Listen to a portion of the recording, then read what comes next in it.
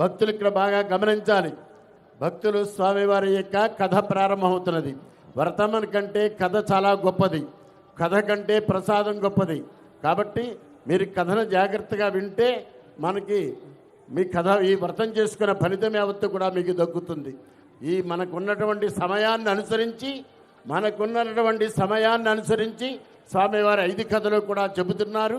నమస్కారం చేస్తూ అందరూ కూడా వినండి అయ్యా. 5 కథలు పూర్తయ్యేంత వరకు కూడా కథను భక్తి శ్రద్ధలతో వినండి, నమస్కారం చేసుకోండి.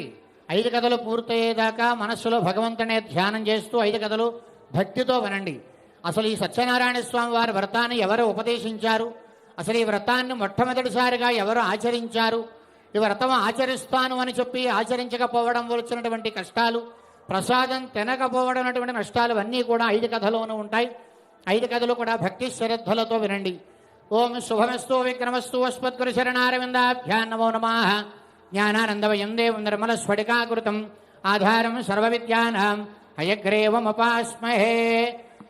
శరదింద వికాసమందహాసాం స్ఫురదందేవరలోచనాభిరామాం అరవింద సమాన సుందరాస్యాం రవిందాసన సుందరీముపాసే. జయ రమారమణ గోవిందో హరే. ఏకదా నైమిషారణ్యే ఋషయః శౌనకాదయః పప్రచ్చర్మణయః సర్వే శ్రోతం పౌరాణికం ఖలు. పూర్వకాలమున నైమిషారణ్యమందు శౌనకాది ఋషులందరూ కూడా సమస్త పురాణములు ధర్మములు తెలిసినటువంటి సూత మహర్షిని ఒక ప్రశ్న వేశారట. అదేమంటే, మహానుభవ సూత, మానవులు వ్రతముల చేయడ చేతనా లేక తపస్సుల చేయడ చేతనా దేని చేతన కోరిన కోరికలను అనుభవించి జీవితాంతమున మోక్షమును చెందగలరో అందులోకి ఏదైనా చిన్న ఉపాయం ఉంటే తెలుపమని చెప్పడిగేసరికి, ఋషులారా, మీరు నన్నడిగిన ప్రశ్ననే నారద మహాముని శ్రీ మహావిష్ణుని అడిగి ఉన్నారు. ఆ సంగతి యావత్తు కూడా మీకు చెప్పుచున్నాను వినవలసినది. ఒక సమయంలో నారద మహాముని ప్రజల యందలి దయచేత అన్ని లోకములు తిరుగుచూ అనంతరమని భూలోకానికి వచ్చి చూడగా, ఈ లోకంలోని ప్రజలు అనేక పాపకార్యాలు చేస్తూ అనేక దుఃఖాలతో కూడి ఉండడం చూచి ఏ ఉపాయం చేత ఈ ప్రజలంతా తరిస్తారాయని నారద మహాముని మనస ఆలోచించి విష్ణు దర్శనార్థమై వైకుంఠానికి వెళ్ళి శ్రీ మహావిష్ణువుని అనేక విధములుగా స్తోత్రం చేయగా, ఆ స్తోత్రానికి శ్రీ మహావిష్ణువు చాలా సంతోషించి, నారద, ఎందు నిమిత్తమై వైకుంఠానికి వచ్చినావు, నీ మనస్సులో ఉన్న కోరిక ఏమని చెప్పడిగేసరికి, మహానుభవ, అన్ని లోకాలు తిరుగు వచ్చాను. భూలోకంలోని ప్రజలు అనేక పాపకార్యాలు చేస్తూ అనేక దుఃఖాలతో కూడి ఉన్నారు.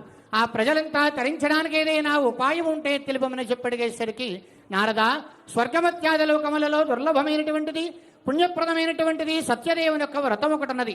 ఈ వ్రతం కనుక చేసినట్లయినా దుఃఖ శోకాలన్నీ కూడా నశిస్తాయి, ధనధాన్యాది సంపత్తులు కలుగుతాయి, స్త్రీలకు సౌభాగ్యము సంతానం కూడా కలుగుతుంది. ఎవరు ఏ కోరికతో వ్రతం చేస్తారో ఆ కోరికలన్నీ కూడా తప్పకుండా నెరవేరుతాయి. ఈ వ్రతాన్ని తిథి వార నక్షత్రాదులతో నిమిత్తం లేకుండా ఏ రోజైనను కూడా భక్తి శ్రద్ధలతోటి ఆచరించాలి.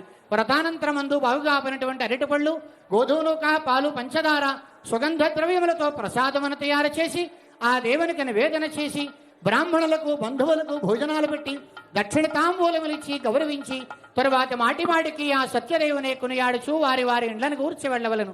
ఈ ప్రకారంగా ఎవరైతే భక్తి శ్రద్ధలతో వ్రతాన్ని పూర్తి చేస్తారో అట్టి వారంతా కోరిన కోరికలను అనుభవించి జీవితాంతమన మోక్షమును చెందగలరని వైకుంఠంలో శ్రీ మహావిష్ణువు నారదునికి తెలిపిన వారాయను.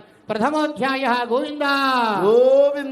ద్వితీయోధ్యాయ పూర్వకాలమున అందమైనటువంటి కాశీపట్టణంలో ప్రతినిత్యము భిక్షాటన చేస్తుండే ఒక వేద బ్రాహ్మడు భిక్షము లభింపక అతి విచారంతో తిరుగుచుండగా, ఆ బ్రాహ్మణుడి యందు భగవంతునికి దయగలిగి సత్యనారాయణ స్వామి వారే ఒక ముసలి బ్రాహ్మణ వేషము ధరించి ఆ వేద బ్రాహ్మడికి ఎదురుగా వెళ్ళి, బ్రాహ్మణుడా, సత్యనారాయణ స్వామి వారి యొక్క వ్రతం చేయవయ్యా, నీకుండబడే దారిద్రము దుఃఖము తొలగిపోతుందని చెప్పి వ్రతం చేసే విధానం యావత్తు చెప్పి అక్కడనే మాయమైపోయాడు.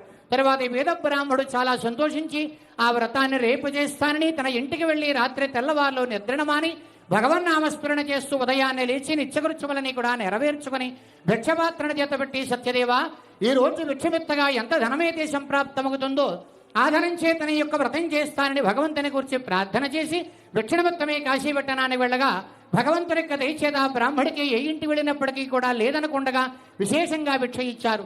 ఆ భిక్ష చేతన బ్రాహ్మడు వ్రత సామగ్రి సమకూర్చుకుని శక్తి కొలది వ్రతం చేశాడు. ఈ వ్రతం చేయడం వల్ల బ్రాహ్మడికి సమస్త సంపదలు కలిగాయి. అదలిగాయతో బ్రాహ్మణుడు ప్రతి మాసమందు విడవకుండగా ఈ వ్రతం చేస్తూనే ఉన్నాడు. ఈ రీతిగానే ఒక ఏకాదశి రోజున భక్తితో వ్రతం చేస్తుండగా ఆ సమయంలో కట్టెలమ్ముకుని జీవించే పేదవాడు దాహంతో కూడుకున్నవాడి ఆ వీధినే పోతూ బ్రాహ్మణుడు చేసినటువంటి వ్రతాన్ని చూచి ఆ బ్రాహ్మణుడి వల్ల ఈ సత్యదేవుని యొక్క వృత్తాంతమంతా తెలుసుకుని మరునాడు తన కట్టెలమ్మగా వచ్చిన ధనం చేత ఈ సత్యదేవుని యొక్క వ్రతం చేశాడు. ఈ వ్రతం చేయడం వల్ల బ్రాహ్మడు కట్టెలమ్మేవాడు కోరిన కోరికలను అనుభవించి జీవితాంతమున మోక్షమనే చెందినారు. ద్వితీయోధ్యాయ గోవింద గోవింద. తృతీయోధ్యాయ పూర్వకాలమున ప్రజలను చక్కగా పరిపాలించు ఉల్కాముకుడనే మహారాజు ఒక రోజున తన భార్యతో కలిసి ఒక నదీ తీరంలో వ్రతం చేస్తుండగా ఆ సమయంలో సాధు అనే పేరు గల షావుకారు వ్యాపారం కోసమై పడవనండా ధనం వేసుకుని ఆ నది మీదుగా పోతూ నదీ తీరంలో మహారాజు చేస్తున్న వ్రతాన్ని చూచి సంతానం లేని వారు సత్యదేవుని యొక్క వ్రతం చేస్తే సంతానం కలుగుతుందని తెలుసుకుని వ్రతమంతా చూసి కథ విని ప్రసాదవతిని వ్యాపారమంతా ముగించుకుని తన ఇంటికి వెళ్లి తన భార్య అయినటువంటి లీలావతికి ఈ సత్యదేవుని యొక్క వ్రత ప్రసాదమిచ్చి సంతానం కలిగితే వ్రతం చేద్దామని దంపతులు ఇరువురు కూడా భగవంతుని గురించి ప్రార్థన మాత్రమే చేశారు. తరువాత కొద్ది కాలానికి షావుకారి భార్య గర్భము ధరించి 10వ మాసమందు చక్కనైనటువంటి ఆడపిల్ల దాన్ని కన్నది. ఆ చిన్నదానికి బారసాల సమయంలో కళావతి అని పేరు ఉంచారు. ఆ సమయంలో షావుకారి భార్య షావుకారిని పిలిచి వ్రతం చేద్దామని జ్ఞాపకం చేసింది. వివాహ సమయంలో చేద్దామని చెప్పి వాయిదా వేసి వ్యాపారం కోసమైపోయే కొద్ది కాలాన్ని తిరిగి వచ్చేసరికి వివాహ వయస్సు వచ్చిన తన కుమార్తెను చూచి చాలా సంతోషించి రూపవంతుడు గుణవంతుడు ధనవంతుడైన షావుకారి పిల్లవాన్ని తీసుకొచ్చి కులాచార ప్రకారంగా వివాహం పూర్తి చేశాడు. వివాహం అంతా పూర్తయింది కానీ వివాహ సందడిలో కూడా ఈ వ్రతం చేయడం మరిచాడు. పైగా అల్లునితో కలిసి ఇంకా విశేషంగా వ్యాపారం చేసి ధనాన్ని సంపాదిద్దామని సముద్ర తీరమైనటువంటి రత్నసానుపురం అనే పట్టణానికి వెళ్ళి అక్కడ వ్యాపారం చేస్తున్నాడు. భగవంతుడు వీరికి కోపించి వీరికి కష్టాలు కలుగుగా కానీ శాపం ఇచ్చారు. ఆ శాప ప్రభావం వల్ల నాడు రాత్రి ఆ పట్టణాన్ని పరిపాలించే చంద్రకేతు మహారాజా వారి కోటలో మాయదొంగలు ప్రవేశించి ధనమంతా దొంగిలించి ఈ షావుకాల వద్ద ధనమంతా పడవేసి మాయదొంగలు మాయమైపోయారు. వెంట ధరవకొస్తున్నటువంటి రాజభటులు షావుకాల వద్ద ధనమండడు చూచి వీరినే దొంగలుగా భావించి ధన సమేతంగా మహారాజ వద్దకు తీసుకొచ్చి రాజా దొంగలనిద్దరినీ పట్టి తీసుకువచ్చామని న్యాయ విచారణ చేసి శిక్ష విధించండి అని చెప్పగానే షావుకాలు భయంతో కూడుకున్న వారే రాజా మేము దొంగలము కాము, దొంగతనము అనగానేమో మాకు తెలియదు, వ్యాపారం కోసం వచ్చిన షావుకాలమని అల్లుడు మామలమని ఎన్ని విధాలుగా మొరబెట్టినూ కూడా సత్యదేవుని యొక్క మాయచేత మహారాజు షావుకాలు మాటలేవి వినిపెట్టక నేరాన్ని విచారణ చేయకుండానే ధనమంతా తీసుకుని ధనాగారంలో ఉంచమని షావుకాలు ఇద్దరిని శంకల వేసి ఖైదులో ఉంచమని ఆజ్ఞ ఇచ్చారు. ఇక్కడ షావుకాలు ఖైదులో బాధపడుతున్నారు. ఇంటి వద్ద తల్లి కుమార్తె తినడానికి తిండి లేక కట్టుకోవడానికి వారు వస్త్రం లేక ప్రతి ఇంట భిక్షమెత్తుకుని జీవిస్తున్నారు. ఒక రోజుని కళావతి అనేసినది విక్షణమత్తమే బ్రాహ్మడి ఇంటికి వెళ్ళగా అక్కడే వ్రతం జరుగుతున్నది. కళావతి వ్రతమంతా చూసి కథ విని ప్రసాదము తిని ఇంటికి వచ్చేసరికి ఆలస్యంగా వచ్చిన కుమార్తెను చూసి తల్లి ప్రేమగా అడుగుతున్నది. అమ్మాయి ఒక్క వయస్సు వచ్చిన చిన్నదాని కదా ఇంత రాత్రి వరకు ఎక్కడ ఉన్నావమ్మా అని చెప్పి అడిగేసరికి ఆ కళావతి చాలా భయంతో కూడుకున్నది. అమ్మా ఒక బ్రాహ్మడి ఇంటి వద్ద సత్యదేవుని యొక్క వ్రతం జరుగుతున్నది. వ్రతమంతా చూసి కథ విని ప్రసాదము తిని నీకు కూడా ప్రసాదం తీసుకువచ్చాను మా తల్లికి ప్రసాదం ఇచ్చింది. వెంటనే ఆమె ప్రసాదం తిన్నది.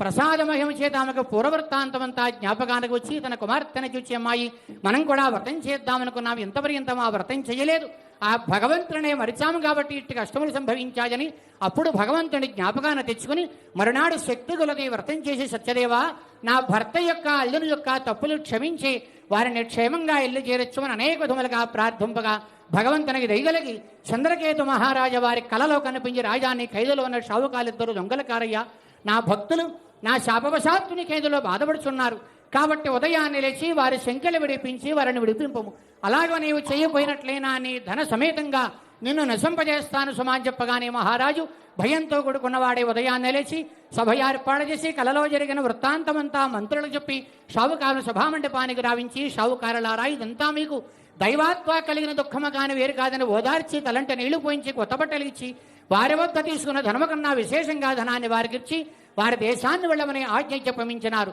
తృతీయోధ్యాయ గోవింద గోవింద. చతుర్థోధ్యాయ తరువాతి షావుకారులు మహారాజు ఇచ్చినటువంటి ధనమంతా తీసుకున్నారు. నదీ తీరంలో ఉన్నారు. సత్యనారాయణ స్వామి వారి షావుకారులను ఒక్కమారు పరీక్ష చేద్దామని ఒక సన్యాస వేషం వేసుకుని షావుకారుల వద్దకు వచ్చి షావుకారులారా మీ ఓడలోని సరుకు ఏమని చెప్పి అడిగినారు. ఆకులు తెగులు తప్ప మీరు ఏమీ లేవని అబద్ధమాడేవారు షావుకారులు. సత్యం భవతు తేవచ షావుకారులారా మీ నోటి వెంబడి ఏ మాటలైతే వచ్చినవో అవే నిజముగా కానీ శపించి కొద్ది దూరంలో ఉండగా పడవలోని ధనమంతా ఆకులు తెగులు అయిపోయి చూచి విచారిస్తూ మూర్ఛ పొందారు. కొద్దిసేపటికి అల్లుడు తెలుపు తెచ్చుకుని మమా విచారించమేం ఫలితం, మన వద్దకు వచ్చిన సన్యాసి సామాన్య మానవుడు కాదు, మానవుడైతే ఇంత పని చేయలేడు. ఆ బ్రహ్మదేవుడై ఉండాలి, లేక శంకరుడై ఉండాలి, లేక శ్రీ మహావిష్ణువు అన్నవరవాసుడు సత్యదేవుడు తప్ప వేరు కాదని ఎక్కడైతే సన్యాసి ఉన్నారో ఎక్కడికి వెళ్ళి వారి పాదాలు మడపడి అనేక విధములుగా ప్రార్థింపగా భగవంతునికి దయగలిగి ఓ ఈ షావుకారు మీరు అనేక పర్యాయాలు నా వ్రతం చేస్తానని ఎంత పర్యంతం చేయలేదు, అందుచేతనే ఇట్టి కష్టములు సంభవించాదని నన్ను సత్యదేవునిగా జ్ఞాపకాన్ని తెచ్చుకోమని వారు కోరిన ప్రకారంగా వారు ధనమంతా వారికి చక్కడనే మాయమైపోయారు. ధనంతో తేలిమని పడవను చూచారు. షావుకారు చాలా సంతోషించి వారి దేశాన్ని కూర్చో బయలుదేరి వారి రేవు చేరుకుని వీరు వచ్చారనే క్షేమవార్త తెలిపిన ఒక నౌకను ముందుగా ఇంటికి పంపించారు. ఆ నౌకరింటికి వెళ్ళేసరికి ఇంటి వద్ద తల్లి కుమార్తె సత్యదేవునికి వ్రతాలు చేస్తున్నారు. ఆ సమయంలో నౌకరిలోనికి వెళ్ళి అమ్మా ధన సమేతంగా షావుకారులు నదీ తీరంలో ఉన్నారమ్మా అని చెప్పగానే ముందుగా లీలావతి చాలా సంతోషించి తాను ముందుగా వ్రతం పూర్తి చేసుకుని తన కుమార్తెని కూడా నదీ తీరానికి రమ్మని చెప్పి తాను ముందుగా నదీ తీరానికి వెళ్ళినది. తరువాత కళావతి నచ్చినది వ్రతమంతా పూర్తి చేసి భర్త వచ్చినాడు కదా అని భర్తను చూచి చాలా కాలమేదని భర్తని చూద్దామనే తొందరలో తాను మాత్రం ప్రసాదం తినడం మరచి నదీ తీరానికి వచ్చినది. భగవంతుడు ఆమె ఎందుకు కోపించి ఆమె భర్త సమేతమైన పడవను నదిలో ముంచివేశారు. తీరమున షావుకారు విచారంతో ఉండగా ఈ కళావతి నచ్చినది భర్త లేని జీవితమ స్త్రీలకు వృధా కదా అని తాను కూడా నదిలో దిగిపోవడానికి సిద్ధముగా ఉండగా షావుకారు విచారంతో కూడుకున్నవాడే సత్యదేవ అన్ని కష్టాలు దాటి వచ్చాం, తిరిగి కష్టము యావత్తు సంభవించినదంతా నీ మాయ తప్ప వేరు కాదు, మా తప్పులు క్షమించమా నీ వ్రతాన్ని నదీ తీరులో మా శక్తిగులు చేస్తామని అనేక విధములుగా ప్రార్థింపగా భగవంతునికి దయగలిగి ఆకాశనుడు చెబుతున్నారట. షావుకారు నీ కుమార్తె నా వ్రతం చేసింది కానీ నా వ్రత ప్రసాదం తినడం మరచి నదీ తీరానికి వచ్చినది, అందుచేతన ఇట్ట కష్టము సంభవించిందని చెప్పి తిరిగి ప్రసాదం తిని వచ్చినట్లయినా యథాప్రకారంగా ఉండను సుమా అని చెప్పగానే షావుకారు తన కుమార్తెని ఇంటికి పంపి ప్రసాదం తినిపించి నదీ తీరానికి వచ్చేసరికి అల్లుడితో తేలిమని పడవను చూచి అల్లుడు తాను కూడా నదీ తీరంలోనే మహావిభవంగా వ్రతం చేశాడు. అదలిగాయతూ షావుకారు పౌర్ణమికి సంక్రాంతికి విడవకుండగా వ్రతం చేస్తూ కోరిన కోరికలను అనుభవించి జీవితాంతమన మోక్షమనే చెందినారు. చతుర్థోధ్యాయ గోవింద గోవింద. పంచమోధ్యాయ పూర్వకాలమైన ప్రజలను చక్కగా పరిపాలించు తుంగధ్వజుడనే మహారాజు ఒక రోజున వేట కోసమే అరణ్యానికి వెళ్ళి అనేక మృగములను వేటాడి వేటాయాసించేత ఒక చెట్టుని నిర్మిశ్రమించి ఉన్నారు. ఆ సమయంలో కొంతమంది గోపాలకులు తమ బంధువులందరితో కలిసి సత్యదేవునికి వ్రతాలు చేస్తున్నారు. మహారాజు వ్రతములు చూచాడు గాని గోపాలకులు వ్రతం చేయడమా మనం చూడటమా అని సమీపానికైనా పోలేదు, నమస్కారం కూడా చేయలేదు. కానీ గోపాలకులు మహారాజు వచ్చినారు కదా అని ప్రభువు దేవుని వంటి వారు కదా అని ప్రసాదం తీసుకొచ్చి మహారాజుకి ఇవ్వగా ఆ మహారాజు గోపాలకులు ఇచ్చినటువంటి వ్రత ప్రసాదం అనంతరమాజనవి అక్కడనే విడిచిపెట్టి తమ కోటకు వచ్చేసరికి ఆ మహారాజు యొక్క 100 మంది కుమారులు ఒక్కమారిగా మరణించినట్లుగాను రాజ్యమంతా శత్రురాజులకు వశమైనట్లుగాను గొప్ప మాయకమ్మింది. ఆ మాయకు మహారాజు మూర్ఛల్లిగుత సేవుడు తెలివి తెచ్చుకుని ఇదంతా కూడా అరణ్యంలో గోపాలకులు ఇచ్చినటువంటి సత్యదేవుని యొక్క వ్రత ప్రసాదం విడిచిపెట్టి రావడం చేతనేటి దుఃఖము సంభవించిందని చెప్పి ఏదో ఒక కష్టంలో ఉన్నప్పుడు కానీ ఒక కోరికతో ఉన్నప్పుడు కానీ భగవంతుడనేవాడు జ్ఞాపకానికి రావడం ఇది మానవులకి స్వాభావికం. కాబట్టి ఆ మహారాజుకి తన సర్వస్వం కోల్పోయేటప్పటికీ అప్పుడు భగవంతుడి జ్ఞాపకాన్ని తెచ్చుకుని ఎక్కడైతే గోపాలకులు వ్రతాలు చేస్తున్నారో అక్కడికే వెళ్ళి వారితో విధి విధానంగా వ్రతం చేసి కథమని ప్రసాదమతి తమ కోటకు వచ్చేసరికి ప్రసాద మహిమ చేత 100 మంది కుమారులు బతికినారు. రాజ్యము స్వాధీనమైనది. అదిలిగాయతో ఆ తుంగధ్వజ మహారాజు ప్రతి పర్వాన్ని విడవకుండా వ్రతం చేస్తూ ప్రజలందరి చేత వ్రతాలు ఆచరింపజేస్తూ కోరిన కోరికలను అనుభవించి జీవితాంతమన మోక్షమనే చెందినారు. కనుక నారద దుర్లభమైనటువంటి పుణ్యప్రదమైన వ్రతాన్ని ఎవరైతే భక్తితో ఆచరిస్తూ ఉంటారో, కథను ఎవరైతే వింటూ ఉంటారో, ప్రసాదాన్ని ఎవరైతే తింటూ ఉంటారో అట్టి వారంతా కోరిన కోరికలను అనుభవించి జీవితాంతమన మోక్షమను చెందగలరని ఈ కలియుగంలో భక్తులు తరించడకు కోరిన కోరికలు నెరవేరుటకు ఈ సత్యదేవుని యొక్క వ్రతము తప్ప వేరొక చిన్న ఉపాయం లేదని వైకుంఠంలో శ్రీ మహావిష్ణువే స్వయంగా నారదునకు, నారదుడు సూతునకు, సూదుడు శౌనికాదుషులందరికీ కూడా నైమిషారణ్యంలో తెలిపిన వారాయను. సత్యనారాయణ వ్రతకథాయాం పంచమోధ్యాయ పరమేశ్వరార్పణమస్తు. గోవింద. స్వస్తి ప్రజాభ్యః పరిపాలయంతాం న్యాయేన మార్గేణ మహిం మహేషాః. గోబ్రాహ్మణేభ్యః శుభమస్తు నిత్యం. లోకాః సమస్తాః సుఖినో భవంతు. జై రమారమణ గోవిందో.